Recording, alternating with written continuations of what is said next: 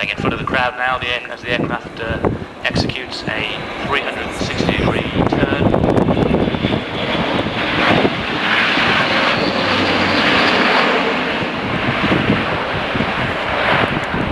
Service, there'll be a crew of 3 to 4, 2 pilots with a third optional and a loadmaster as well. Official orders at present stand at 184 aircraft.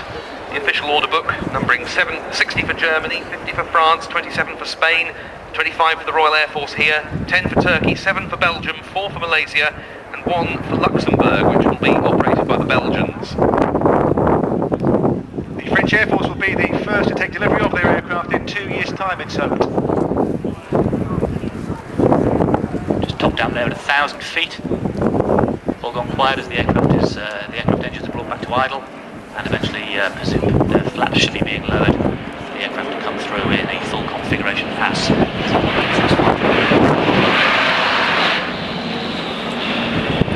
First flight took place on December the 11th of last year from the ADS airfield in Seville.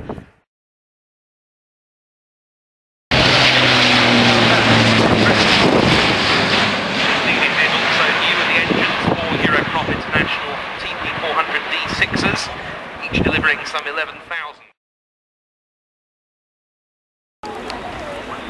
It's 148 feet long with a wingspan of 139 feet.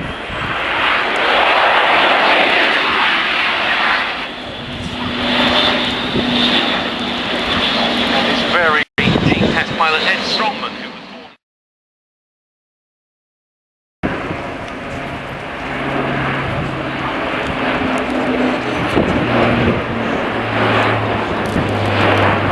There as he begins a zoom climb up to 2,000 feet, and we should see him then commence a full roll with up to 80 degrees of bank, accelerating back round onto the crowd line.